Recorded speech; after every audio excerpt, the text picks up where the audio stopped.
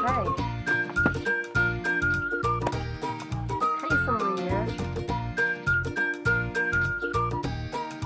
Perkenalkan, nama saya Suryalinda Brodinting. Saya mahasiswa pendidikan bahasa Inggris Fakultas Keguruan Ilmu Pendidikan Universitas Golongan tadi. Nah, saya sedang mengerjakan video TPT ataupun sering dikenal sebagai To Become Professional Teacher, di mana tugas ini sebagian dari perjalanan saya menjadi guru yang profesional.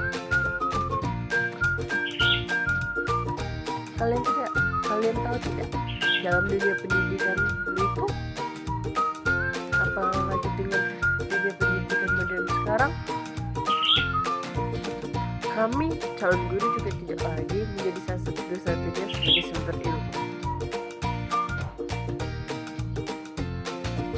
Guru adalah fasilitator yang membimbing siswa untuk belajar aktif dan berpikir kritis. Nah, saya mau mengajak penonton atau mengajak teman-teman untuk belajar tentang inquiry, di mana tugas inquiry ini menjadi refleksi nyata bagi saya. Bagaimana saya kelak dapat membimbing siswa untuk menemukan pengetahuan melalui pertanyaan-pertanyaan yang kritis. Nah, untuk tugas ini, saya memilih pertanyaan utama, yaitu tentang bagaimana air bersih dihasilkan dari air limbah. Nah, saya juga menyusun formulasi pertanyaan yang dapat mendukung pertanyaan saya yang tadi, yaitu bagaimana air bersih dihasilkan dari air limbah.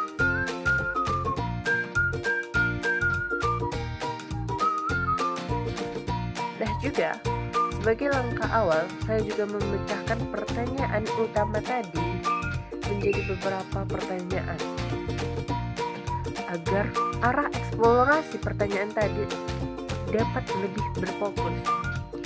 Saya memiliki beberapa pertanyaan, yaitu pertama, apa sih itu air limbah?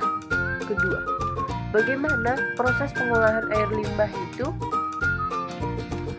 Ketiga, apa peran filtrasi dan disinfeksi dalam proses ini? Dan yang terakhir, seberapa layak hasil olahan digunakan kembali. Nah, kemampuan menyusun pertanyaan ini juga adalah keterampilan penting yang ingin saya kembangkan dalam diri siswa saya nanti, di mana agar mereka dapat belajar untuk bertanya sebelum mencari jawaban. Dan selanjutnya, saya ingin mengumpulkan data berbagai sumber belajar. Yang pertama itu pasti kita tahu, yaitu dari buku. Buku yang berfokus pada air limbah adalah buku IPA, yang dimana kita tahu di situ adalah ilmu pengetahuan alam. Dan juga buku modul pengolahan air. Nah, tidak lupa dengan blended learning, seperti kita belajar dari situs resmi seperti Kementerian Lingkungan Hidup dan PDAM. Dan tidak lupa juga eksperimen sederhana, di mana siswa dapat membuat alat filtrasi dari botol bekas, pasir, arang, dan kapas.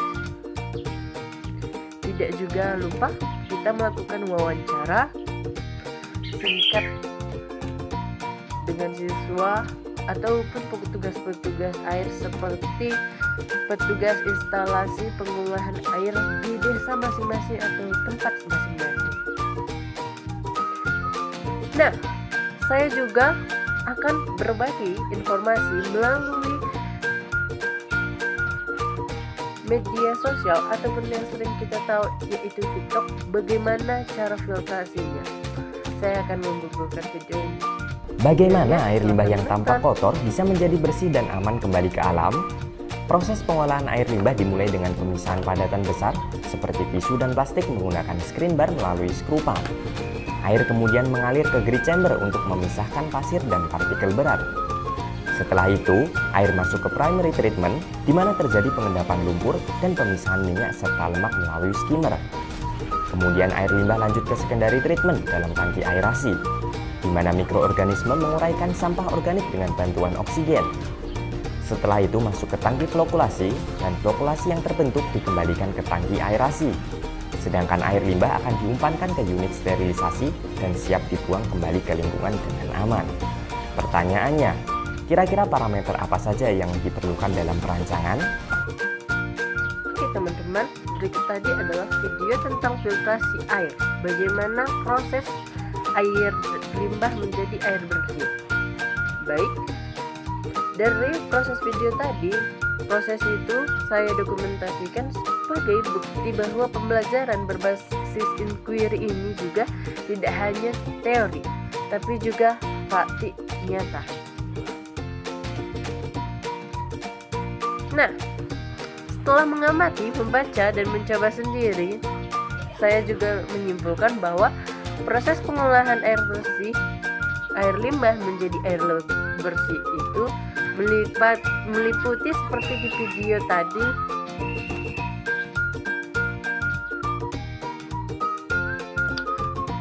Back to topic, di mana proses pengolahan air limbah itu menjadi air bersih meliputi beberapa proses, yaitu seperti yang kita tahu, yaitu penyaringan awal, di mana penyaringan awal ini dapat menghilangkan benda besar seperti plastik dan lumpur kasar. Dan yang terusnya adalah pengendapan, di mana proses pengendapan ini dapat memisahkan partikel yang berat yang dapat mengendap di dasar. Selanjutnya ada filtrasi, di mana filtrasi itu menggunakan media, pasir, kerikil, dan arang untuk menyaring zat halus di dalam air tersebut. Nah,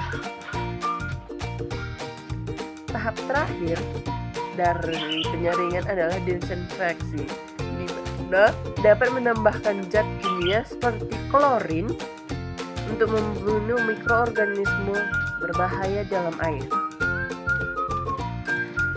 Dengan pemproses ini, air limbah bisa digunakan kembali, terutama untuk keperluan non-konsumsi seperti irigasi, mencuci, ataupun toilet.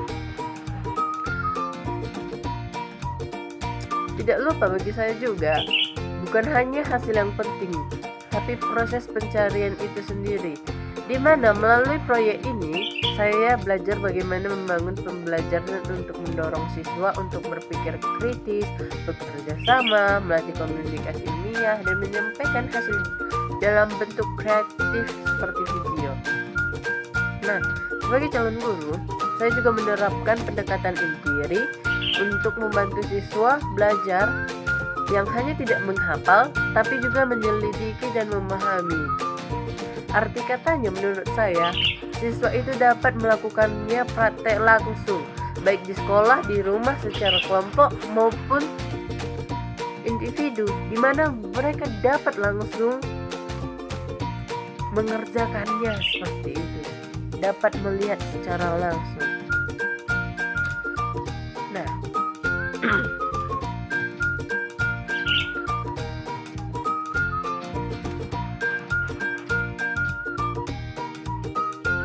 inquiry juga adalah jembatan antara rasa ingin tahu dan pemahaman.